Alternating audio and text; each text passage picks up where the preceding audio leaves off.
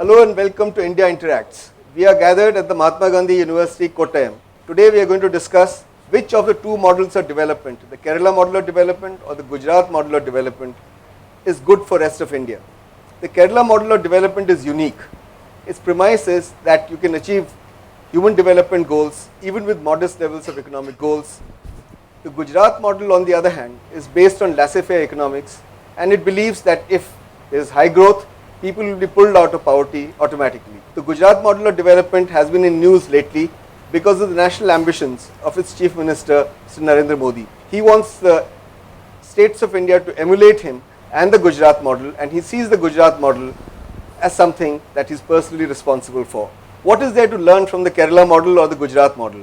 Which model should the states of India, should they so want, emulate? The Kerala model or the Gujarat model? To answer these questions, I have with me a panel of guests. But before I introduce them, let me tell you how this interaction works. In the first two segments, I'll ask them questions and set the stage, as it were, for your interaction with them in the next two segments. Now to our guests. We have with us Professor K. N. Harilal. He teaches at the Center for Development Studies. Center for Development Studies was where Professor K. N. Raj in 1975 first looked at the Kerala model and showed how Kerala model was different from what was happening in the rest of India. We have with us Mr. John Samuel. He was the International Director of ActionAid and for more than 2 decades has worked in the social sector. And then we have with us my old friend Mr. Seshadri Chari from the Bharatiya Janata Party. He is one of those rare politicians who thinks, who reads and who comments on social issues. And then we have the redoubtable Manishankar Aiyar, leader of the Congress, an amazing minister. You saw him as a Panchayati Raj minister, petroleum minister, committed to social causes, very passionate about social development. So welcome gentlemen to this conversation. Let me begin with you, Professor Harilal, because you come from Center for Development Studies where this model was first formulated. Can you please tell our viewers what is the Kerala model all about? And how did Kerala achieve high levels in social indicators without having high growth? I think before we start with Kerala model, I think I should have a quick comment on the title of the program itself, because I am slightly uncomfortable with the usage of the term models, because it will give the impression that the Gujarat model or Kerala model can be copied in other states. As far as Kerala model is concerned, we all know it's a product of a long process of history. Same should be true of Gujarat model. Present day Gujarat cannot be dubbed as Modi's Gujarat. In fact, it has a longer history, and we had people like Mahatma Gandhi there. So we know Gujarat more for Mahatma Gandhi than Modi. This is a very recent phenomenon. So my point is this, rather than saying that, referring to them as models, probably we can think of drawing lessons from the development experience of Kerala and Gujarat. Fair enough. So what are the main features of the Kerala experience? Certainly, we have, I think there are very important lessons to be learned from the experience of Kerala model. I don't want to get into numbers and bore the viewers. So I'll try to be very brief. An average Keralite enjoys a very high quality of life compared to the rest of Indian states. That is one of the major things. And you have Human Development Index available for the last 4-5 decades. And all along Kerala was ranked first among Indian states. And if you go down from Human Development Index to various indicators, I am not going into those indicators, you pick up any indicator like literacy, infant mortality, life expectancy, availability of doctors, road connectivity, take any indicators, Kerala is one among the top states in the country. Alright, so I'll come back to you on this, but let me go to Mr. Samuel. Professor Harilal seemed to suggest that there is not one single factor which led to all this. So historically, how important were the social reform and religious movements in setting the stage for achieving these kind of human development goals? I have particularly in mind the movements led, the Idava movement led by Sri Narayan Guru, the Pulaya movement led by Sri Ayan Kali, the Syrian Christian leaders who were there. How important was the history of Kerala which set the stage for achieving these development goals? Yeah, that's the first point. Comparing Gujarat and Kerala is comparing chalk and cheese. Entirely different thing. It's one of the most false debate, which is basically an outcome of a PR campaign of a politician supported by an eminent economist. It has come through this. Amartya Sen's book doesn't talk about Gujarat model to begin with. The 2 points. One is whatever Kerala society, the democratization, politics, economy, is the result of 150 years of process. The 1852 with the Pattam land declaration, which for the first time, distribution of land to the farmers. Till now, the whole sort of political, economic and literacy process happened. The very same city, Kottayam, in 1816, you had one of the first schools, what is called CMS. The printing, movement, the printing technology, this all started in this very city, and which was many years. And you take Gujarat, 1614, East India Company set up one of the factories in Gujarat, in Surat, which is so the first point about it is history, political and economic history is a factor in shaping the public policies and governance. So you cannot take about any place, even if it's India, in isolation to the history of the policy and the historical analysis of Jagdish Bhagavati is one of the most false debate, because it's a historical. We'll come to that. Seshadri, tell us about the main features of the Gujarat model. You've heard about the Kerala model. Why is Gujarat model being put forward as an ideal to be followed? Because if you look at Gujarat, there's very little that is attractive. For example, it has twice as much poverty as Kerala. The mortality rate for under 5s in Gujarat is 4 times that of Kerala. About 40% of Gujarat's population is forced to defecate in the open for lack of public toilets. In Kerala, it's only 4%. 78% of Gujarat's girls are in school compared to 98% in Kerala. So I could go on and on.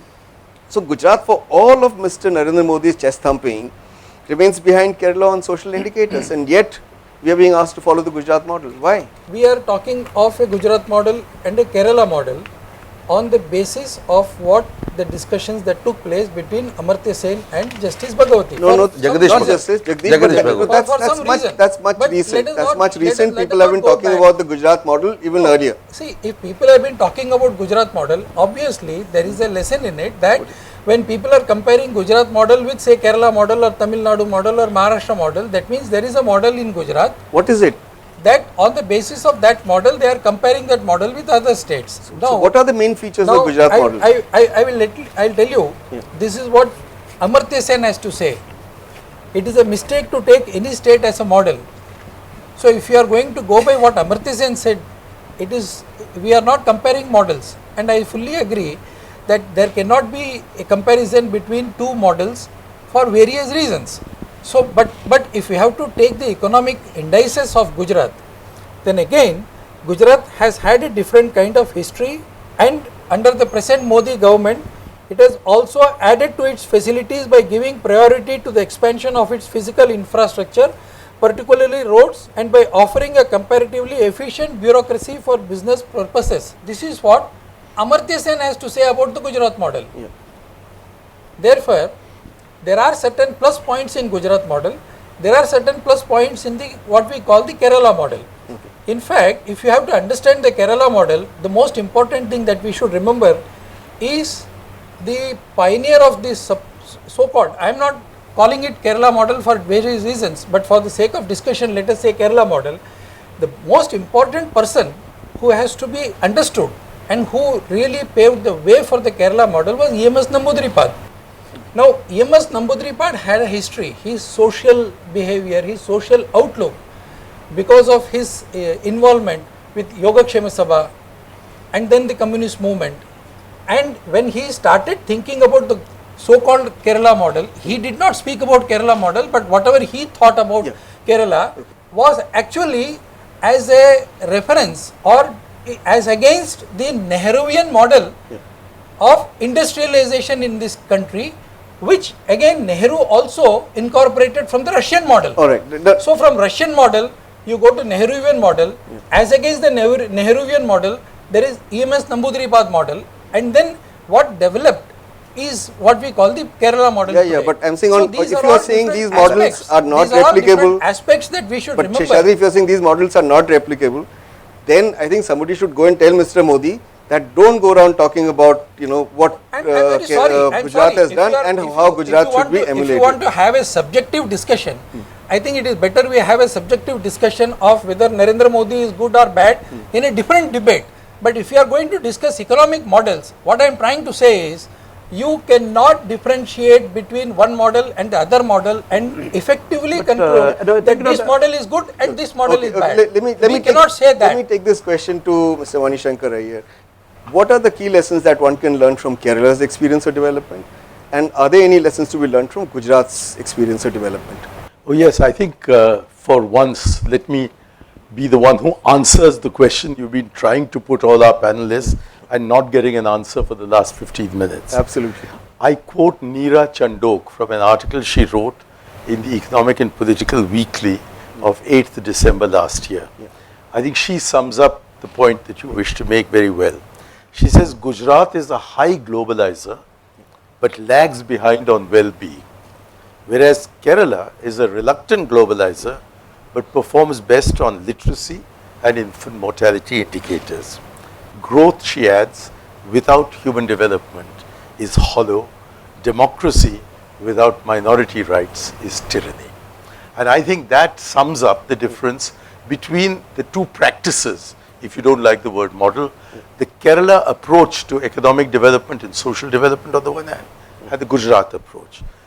There is another summing up which I think is very effective by Atul Sood in the Hindu on 30th November last year, where he said about Gujarat that social equality, sustainable livelihoods, access to education and health, justice and peace have been abandoned in the race for growth in the high-speed lane. In other words, we have in Gujarat a really good example of how growth can be promoted by doing what Amartya Sen has said in the quotation we heard from Seshadri, which is producing a business-friendly environment. And I hope we'll have the opportunity to discuss what is meant by a business-friendly environment.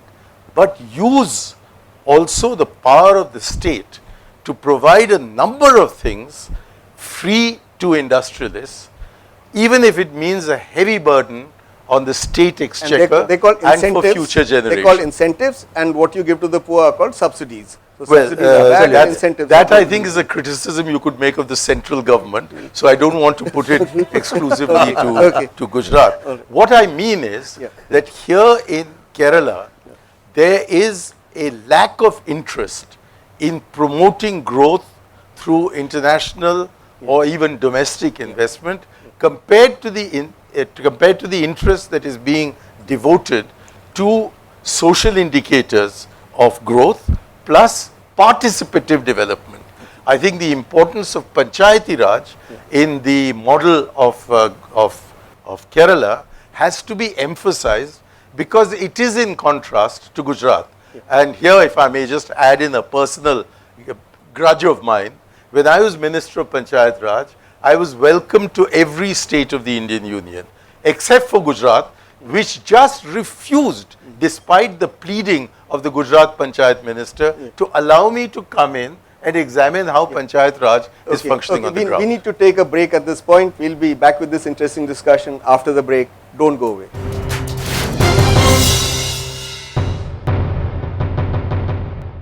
Welcome back. We are discussing the Gujarat experience of development and the Kerala experience of development. I'm not going to call them Kerala models and Gujarat models after the onslaught from my guests.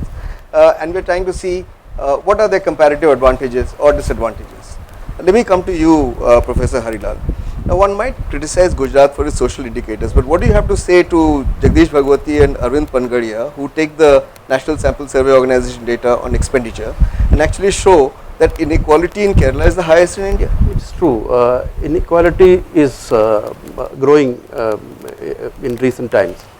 That's mainly when you measure it with consumption expenditure. Land distribution and all, no, there was significant improvement. But all of us in Kerala are very concerned about the growth of inequality, and that's partly because of globalization and many of our people going abroad and earning, and that is many things are beyond the state policy as far as income and expenditure inequality are concerned. I think that's a very important criticism, but there are so many points on which I cannot agree with Jagdish Bhagwati. Fair enough. Mr. Samuel, if Kerala model is so inclusive as people say, how is it that certain social groups such as the scheduled tribes, the fishing communities, the cashew workers, the coir workers, they still lag behind others in terms of social indicators? No, that's why there is lots of myths about Kerala's development story. Kerala's development story has never been so inclusive. If you really look at it, it's not only Dalits, the Adivasi communities, Attapadi deaths have become a discussion across the country. So, in spite of everything, Kerala has three problems. The semi-feudal social structure, that's a paradox. So, we have a very politically progressive rhetoric along with social conservatism.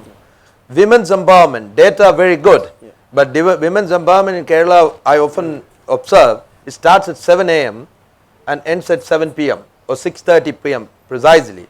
When the women get back to the private sphere or intimate sphere, it's as patriarchal like any other place. Same with the minorities. So the point about it is, some of the minority communities, for instance, it's recently, more than 25% of the minority Muslims, in Gujarat, less than 8%, has achieved a kind of, economic growth very recently, and it is nothing to do with the model. It's all to do with migration. It's all to do with the, Kerala has been, it's not a reluctant globalizer. Kerala was one of the states which has globalized labor much before any of the states. So I would say it has nothing to do with any of this policy. It has to do with migrations and more income, which changed the land distribution pattern in the 80s and 90s. Okay. Seshadri, to what extent has Kerala been able to take advantage of its educated and healthy labor force for economic growth? And if it hasn't been able to take advantage of it, why is that so? In the last almost 3 or 4 decades, say beginning from 1960s onwards, the educated class of Kerala, they found good jobs in government jobs, and also they migrated to different other places like Tamil Nadu or Delhi for government jobs and basically other kinds of jobs, the educated jobs that were offered. The uneducated but highly skilled, like the plumber, the carpenters and the drivers and all these people who are very much required for any economic development of any state in this country or anywhere in the world, they all migrated for better pastures outside India, which he pointed out. And they repatriated a huge amount of money, much more than what the educated class could probably bring back to the state. The educated class did not bring this kind of money back to the state, but this class brought the huge amount of investment into this. But where the Kerala economic paradigm shifted, or they fell lack imagination and also implementation, was in converting this capital, the human capital and also the money part of it, into economic productivity. Okay. So when there was no avenue for industry, there is a very important problem. There was no industry, there was no health, there was no such place where they could be invested, and also there was no return on an investment. Okay. There is a problem. There is this impression that Kerala is not doing economically well in terms of growth. No, it's not the question of not 89 onwards is doing very well. Yeah, then this criticism will not hold. Because whenever we discuss Kerala model and its achievements, the main criticism against Kerala model or the laissez-faire people in Kerala was that this is not sustainable. Kerala is not growing. Kerala is not producing enough. Now Jagdish Bhagwati, Panagaria, they themselves are saying Kerala achieved all these things not because of redistributive policies, but because of economic growth. Yeah. Mr. Aiyar, do you think Kerala's development is based purely on historical factors, or do you think the left movement also played a role? And then you had alternative change of government, the left front or the united front. So whatever benefits were given to the people in the social sector could not be taken away. They had to be deepened over time. I think the fact that all states of India have equal opportunity in Delhi, Bombay or Calcutta. and all states of India have equal opportunity in the Gulf states. Why is it that Kerala has benefited the most from opportunities in Delhi or opportunities in the Gulf? It's because the social indicators in Kerala are so good that levels of literacy, levels of education, and the point that Seshadri was making, levels of skills among not the higher class but the middle working class are so high that people want people from Kerala rather than people from other parts of the state. So in fact, the fact that Kerala is not using its governmental resources to promote the kind of industrialization that we see in Gujarat is, I think, proof of the fact that social justice precedes economic growth and therefore it fuels economic growth. And this is the lesson that several other parts of India have to learn from the Kerala experience. Okay. Seshadri, let me come back to you. Gujarat saw high growth much before BJP or Mr. Modi took over. Gujarat was a top performing state before October 2001. 91 to 98, Gujarat's growth rate was 9.57%, 56 basic points higher than that of Maharashtra. What happens in 10 years' time? Maharashtra catches up, gap is reduced. So shouldn't the credit for Gujarat's growth really go to the entrepreneurial class of Gujaratis rather than to a political party or to an individual? If Gujarat's credit should not go to the political class, I didn't say political class as a whole. I said BJP and Mr. Modi. No, if Gujarat's credit, let us not give Gujarat credit to BJP or Modi. Let us also but that's what is being done day in and day out. No. Let us also not give. I mean, if you are going to assess a particular state's economic progress only on a subjective basis of one individual. But why are we discussing? We are discussing it largely because the BJP has made it an election platform. We should also discuss the communist regimes in Kerala. We should also discuss the Congress regimes in Kerala. We should also discuss the extent of trade unionism that was promoted by the left groups in Kerala, which was actually an antidote for industrial growth. We should not forget all these things. Therefore, what we are trying to see is a particular type of leadership with a particular commitment and a particular vision, trying to create an economy, create a society which is just, which is socially also mobile and which is also industrially productive. Therefore, there could be certain lacunas in the Gujarat model, there could be certain lacunas in the Kerala model, but to say that this model would have worked better in a Congress government or this model does not have any credit for the person who has been the chief minister 3 times in a state would be an understatement. Therefore, I think it would be better to look at this whole model under the leadership of the chief minister, just as you would look at the Kerala model under the leadership of particular chief minister, you look at the Maharashtra model under the leadership of another chief minister. I think you have to make a objective analysis of the situation. I disagree with you. Not a subjective. It's a fair point, but I disagree with you. You were saying something. Business enterprise must be given credit for what has happened in Gujarat, but at the same time, the government promoting a business friendly environment has to be given the credit or the debit. Let's leave it to the audience. Okay. If L&T, Larsen and Toubro are given land by the government, 8 lakh square meters at the rate of 1 rupee per square meter, when others being allotted land in the same area have to pay 700 to 800 rupees per square meter. Is this the kind of incentive that you want to give? But they'll create employment. They'll create employment. No, it may, but although it may create employment, at what price? And why are they being benefited to this extent? Do you really think that a huge multinational company like Larsen and Toubro deserves to get land at 1/800th the price at which Gujarati enterprise is getting its land? But take Tata's, their nano project. It has been calculated that the government contribution in terms of the land that was to be allotted to a veterinary university and instead diverted to Tata's, and all the infrastructure development has gone into it, is a contribution of 33,000 crores to Tata's to set up the plant there. and that this means that you are providing 60,000 rupees per car as the subsidy to Tatas to produce the Nano in Gujarat. Okay. Now, it's this kind of, this so-called business environment is friendly.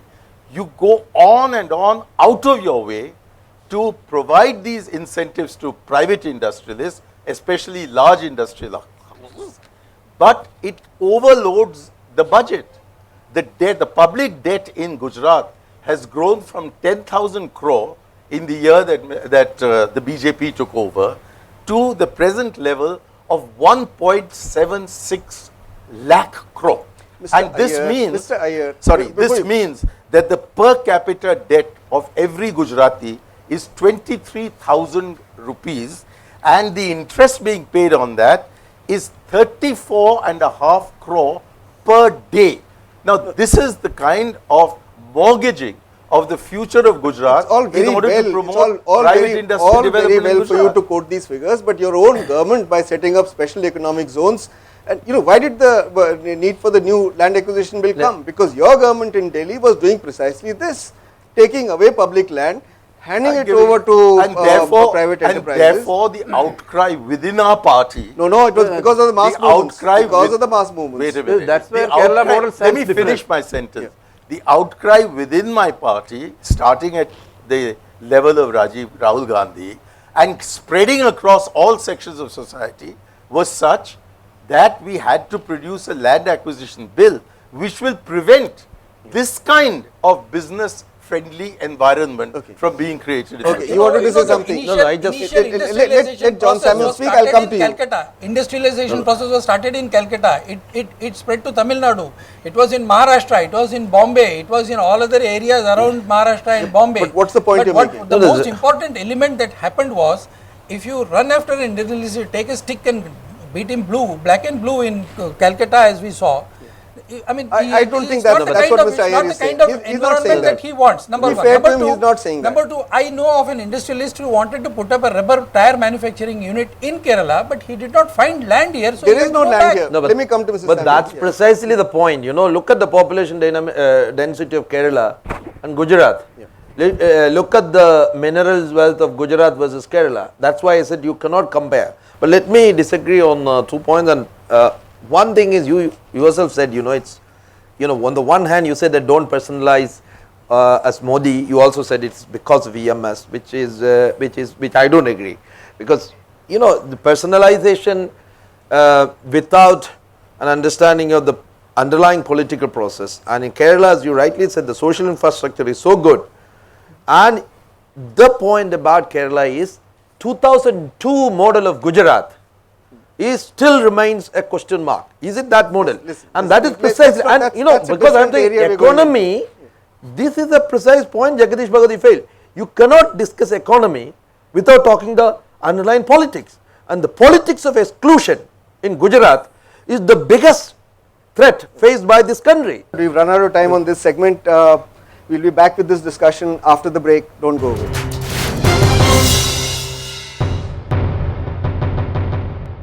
Welcome back. We are discussing the relative merits of the Kerala model of development and the Gujarat experience of development. In this segment, we throw open the discussion to the audience. You should raise your hand, identify yourself while asking the question, and identify the guest to whom you are asking the question. So, can we have some questions, please? Yes. Myself is Tangachan. I am working in one engineering college. My question is to Mr. Manishankar here. I am also disagreeing with what Mr. Seshadri was praising about the model, because in the name of development, most of things are going to the investors or capitalists. But all over India, we see, especially the recent issue of Reliance is discussing, the whole thing developed has been taken over by the capitalists now, especially the SEZ zones. In India, Gujarat or even Kerala, the Yusufali issue and the Kalamasheri land issue, these are in our front. So, the development paradigm is changing. The things are more and more becoming pro-investors, pro-capitalists, and the people's causes and people's interests are addressed using some subsidies They should be given something, something that is all. People are not the main target. Main target has changed. What is your question? So the question, in all India level also, things are like Gujarat only. That is my point. So I think Mr. Manishankar will answer the question. First, one has to remember that the state itself is doing remarkably well in Kerala. The 2004 report, which is the only one I have on infrastructure, says that Kerala is number one in the country in physical infrastructure, financial infrastructure and communication infrastructure. And in particular, in communication infrastructure, a vast proportion of the international data coming into or going out of India goes through Kerala. This is number one for you to understand. Second, there is a big support policy for all that is being done by private farmers, whether it's rubber, pepper, cardamom, tea, coffee. There is a big support mechanism here in Kerala for enabling these small private entrepreneurs to function.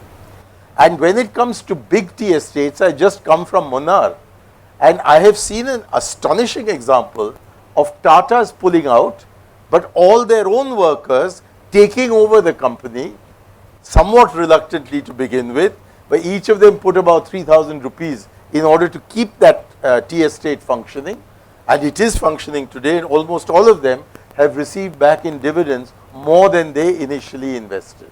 So I do not think there's any lack of entrepreneurship here, but there is a serious problem of land for the good reason that you have a very narrow coastal strip in which most of your population is concentrated. It's almost impossible to tell where one village ends and the next village begins. And when you go into the mountainous areas that stretch right across to Tamil Nadu and to Karnataka, well, you're not going to be destroying that entire environment in order to promote a certain amount of industrialization.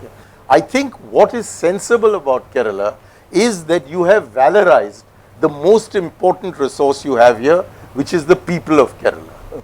And you have allowed yourselves to become globalized in labor, if not in capital. And I would suggest that there should be care exercised in getting the kind of capital investment into Kerala which is suitable for the geography of Kerala, for the climate of Kerala, for the soil of Kerala and the other economic activities of Kerala. There shouldn't be a blind imitation of what may be happening. All right, we have one more question here. My name is Bijulal. I have a question which is related to the current land acquisition, LAA, Land Acquisition Act, and there is this concern. We are all talking about public purpose clause in the land acquisition thing. What is your suggestion across the board, and especially to Manishankar Aiyar, that what is your suggestion about reformulating this public purpose clause so that the government is not excessively siding with the corporates? Well, I must say the Planning Commission itself, which is the biggest advocate of public-private partnerships, has had to recognize that most of the existing public-private enterprises have not been up to the mark. And much of the fault for this is that the private element of the public-private partnerships are not coming up to expectations. And therefore, I think we have to rethink this. I'm also not sure that the land acquisition bill is the ideal. If you compare the standing committee report, of which I was a member, with the bill as it came out, you'll find that a lot of recommendations that we made, including the abolition of acquisition. We saw no reason at all why the state should acquire land in order to give it to a private party. What we said was that if you can't acquire capital and you can't acquire labor, why should the state acquire land? And I'm very glad to report that when Jairam Ramesh was answering the debate in the Rajya Sabha, he said offhand that he hoped that this land acquisition by the state would be finished within the next 20 years, because he said at the moment there is a serious problem of buying land instead of having it acquired. So I'm hoping that all this together will mean that this is a work in progress and not something that has come to a full stop today. Okay, the gentleman here. if you look at the historiography of the Kerala development experience, we can find public action, both state and non-state actors, very dynamic. But with the policy shift in the neo Nehruvian era of the government of India, where commoditization is taking place in all walks of social life, including medicine, education, etc., etc. How far these so-called achievements we have been discussing going to be sustainable in our Kerala? In fact, no. Kerala model was made because Kerala people were not ready to leave our fate to the market. Instead of that, no, Keralites collectively started intervening in the market through various means, through mobilizing people and then through the state. And as a result, we could make major changes in education, in health and in many other areas. So the main lesson that we can draw from Kerala experience is that of collective action, public action. And that is under attack because of neoliberal policies.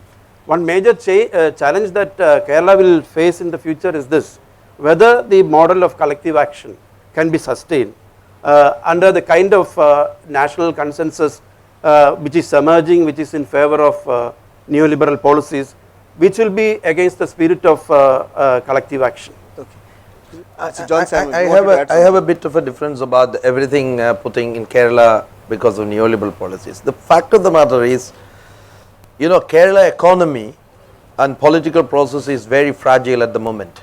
That's the truth. If you really look at the economic, you know, SDP, you have a completely fragile agriculture sector, a labor deficit. You know, you have a rubber and all those things, but you know, the food production in Kerala, Kerala always has been food deficient, but it has really taken scary level. You have your service sector fueled by expatriated income of around 80,000 crore, 50 to 80,000 crore. You have your, you know, the manufacturing sector, forget about, you know, the base manufacturing sector, even other, it's very, very bad in terms of creating productive environment. Second, the sectarianism in Kerala has increased tremendously, and this has to do with the migrant money, etc., in politics. You know, in the political process of Kerala, the community and community-based organization, I am not calling it communalism, I am calling it sectarianism. The third issue, the excluded population of Kerala is outside the debate. You know, there is no Kerala model for the Adivasis of Kerala. There is not so much of Kerala model for the Dalits of Kerala. Even you talked about the fisher folks. If you really go, then going to the land pattern and community. So the Kerala model is dead and gone, according to me. There is nothing, no model. It is a consumerist state with a high end of political rhetoric and deep social conservatism at the core of it. And if we do not address this, Kerala is going to actually, Tamil Nadu would certainly take over Kerala both in terms of social development and economic development, even in terms of social attitude. So Kerala is, you know, there is less to celebrate about Kerala, and this tendency of Malayalis to be very complacent that we are ahead is on a completely false basis, and it needs to be challenged by within. The gentleman at the back. My question is, Kerala development model actually totally neglected the scheduled caste and the scheduled tribe people, and they are living, the SA people, they are living in 29,500 colonies. This is these colonies, their participation of land is less than 5 cents, and their higher education participation is 2%. How can we claim that this is a model of development? Okay, Yes. Professor Harilal. That's where I told in the beginning itself, no, we cannot treat Kerala as a model which can be emulated everywhere else, and we cannot claim that no, there are no problems that needs to be addressed in Kerala, and there are many problems. Some of them John Samuel mentioned here, and one is the growing inequality. Over the last 2 decades, all our studies show very fast growth of inequality in Kerala, and if we are not addressing this, we will have problems of social tension and political ramifications also. Similarly, we have islands of poverty existing in Kerala, and you mentioned about scheduled castes and scheduled tribes. This is true of fishermen community also. We are doing many things in these areas, but we are falling short of the requirement, and in fact no, people in Kerala are not celebrating Kerala model so much. Certainly we are proud of some of our achievements, and we are ahead of other states in many of these respects. Even rural urban difference now much less here. Gender discrimination in terms of many of the social indicators will be much less, but there are very urgent problems to be addressed, including inequality, and there can be problems on the growth front also. Some of our friends mentioned about the problem of land scarcity. It is true that many industrialists are finding it difficult to come to Kerala, not only because of land acquisition problem, but even if land is available, the land costs are prohibitive. Because of huge money inflow, land is extremely costly, not only for agriculture, for industry also. No, you will invest in land for speculative purposes, not for agriculture production and industrial production. Okay. So these are the kind of problems that we face. Okay, we need to take a break at this point. We'll be back with this interesting discussion after the break. Don't go away.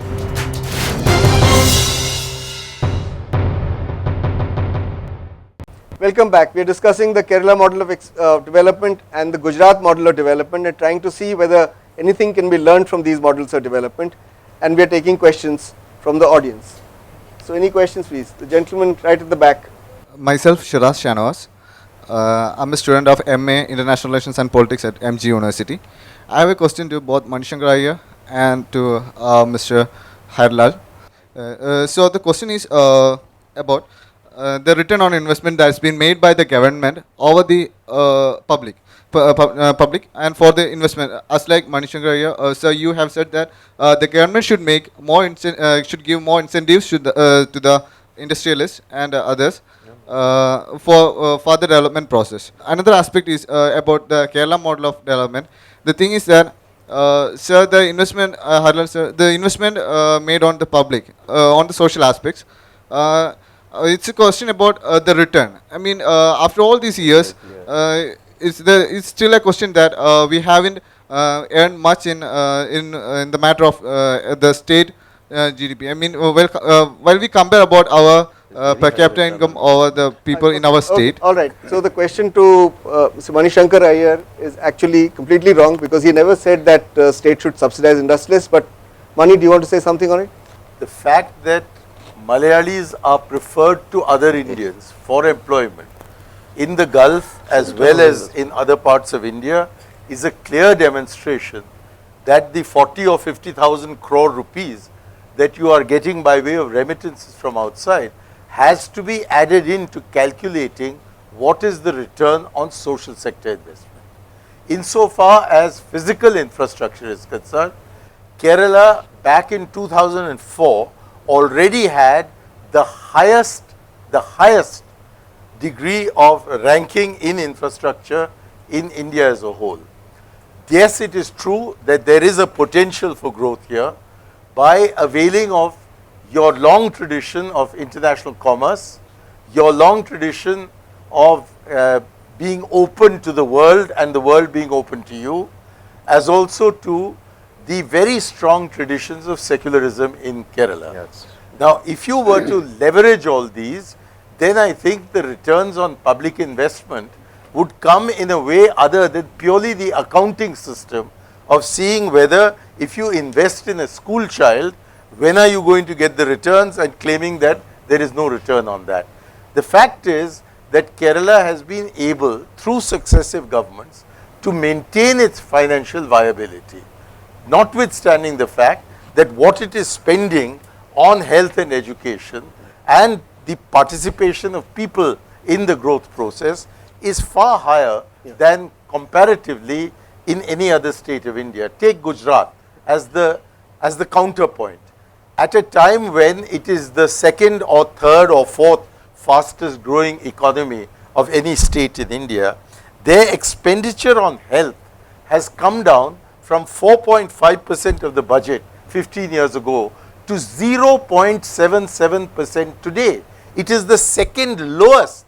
They have the second highest rate of growth and the second lowest investment in health.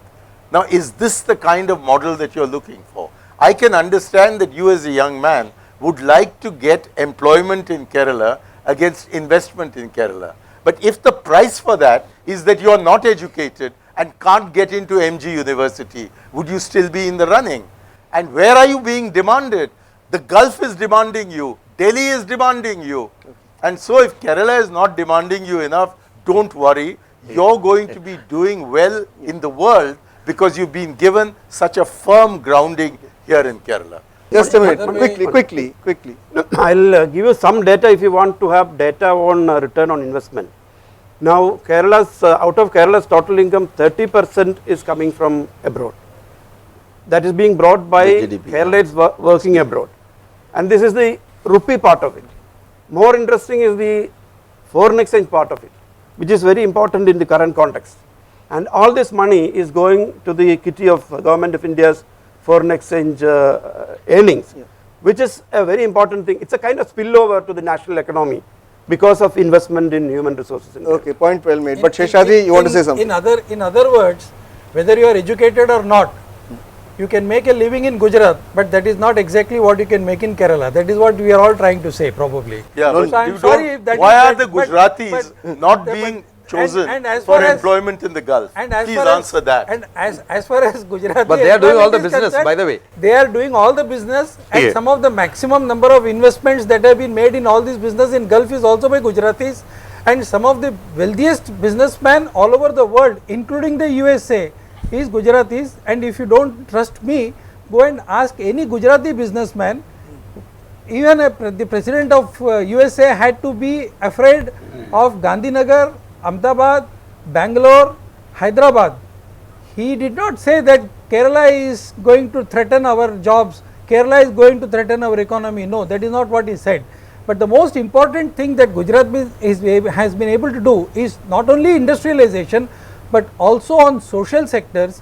More than 1,50,000 villages have been provided with water pumps, and Gujarat is the second state which has attained maximum electricity connections to the villages besides Himachal Pradesh. And the most important element is not only the social sector, but also the cooperative sector has developed tremendously in Gujarat. I mean, take the example of Lijjat Papat, take the example of Amul Milk, and all these things have come up. We can give 100 counter examples from Kerala.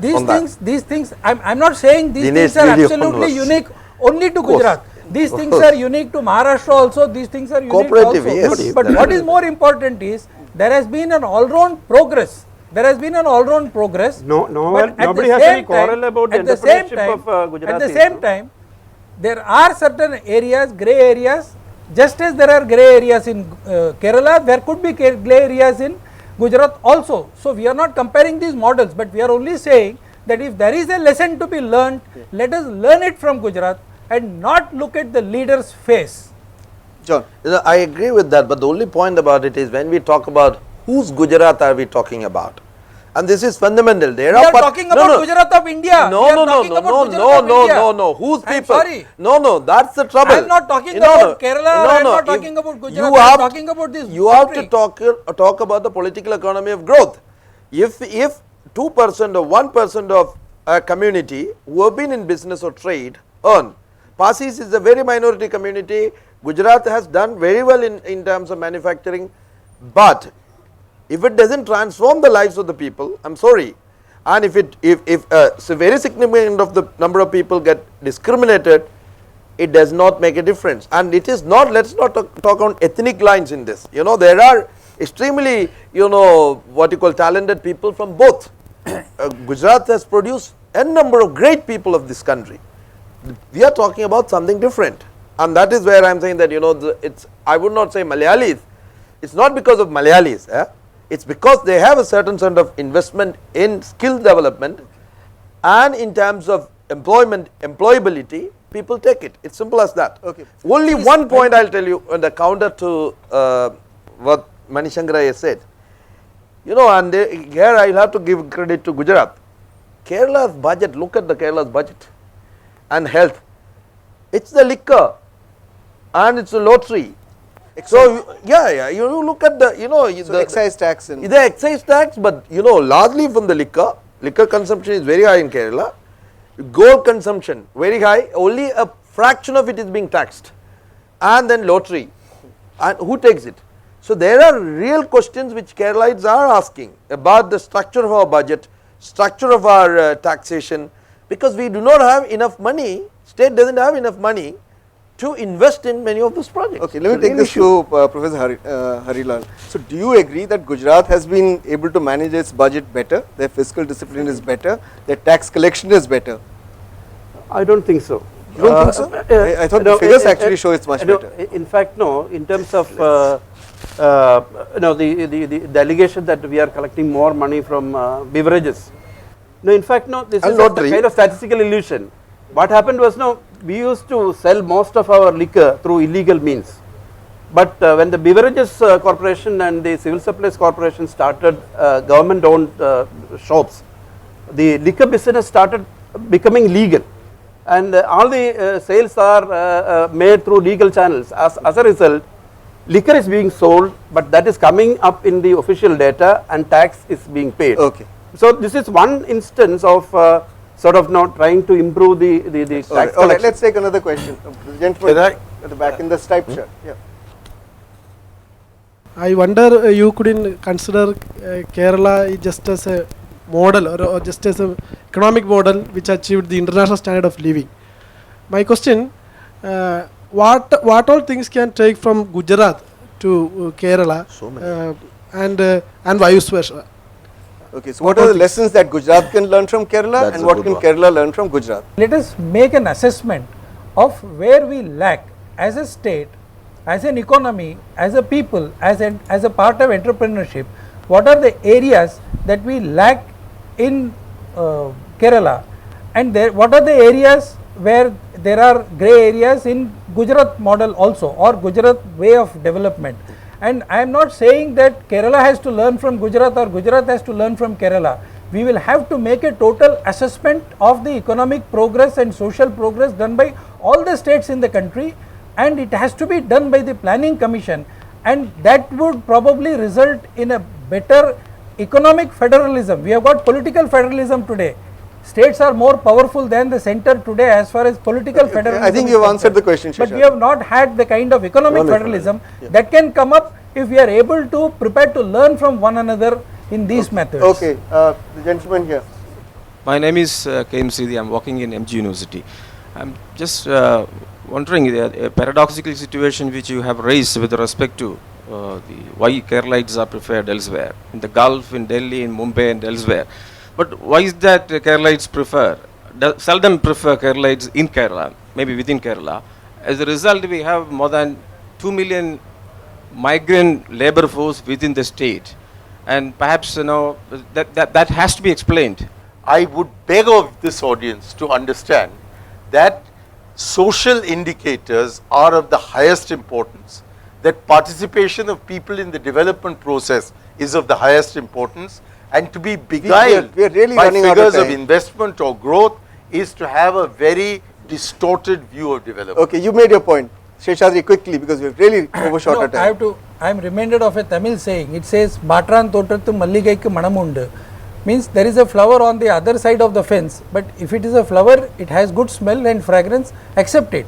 So don't look at the face of the chief minister or go into that. Please accept that Gujarat has done well on certain indicators, accept it. And also tell Gujarat that look, Kerala has also done better on this, come and accept. We hope you will do that now after this discussion. John Samuel. I think Kerala has to learn about the revival of agriculture sector in Gujarat. There's quite a bit. Kerala needs to do it. And Gujarat has to learn what you call the whole issue of the rights of minorities, secularism and social cohesion, which is not there. And as well as better distributive policies, which is not there. Okay. I Professor think Harilal. Kerala as well as rest of India should grow. Growth is very important. Investment is very important. But growth and investment not at the cost of secularism, not at the cost of democracy. In Kerala we have a high quality of democracy. Democracy is more deepened here, and our citizenship is much better compared to other states. Okay. So growth and investment, but not at the cost of great values that we should be nurturing. All right, so I'd like to thank all of you for sharing your views on the Kerala experience and the Gujarat experience of development. Thank you very much. I would like to thank the audience. You've been a brilliant audience. We've not been able to take all the questions, but thank you for your participation and thank you for hosting this discussion here. With that, we say goodbye to you. We'll be back again next week with another issue. Till then, goodbye.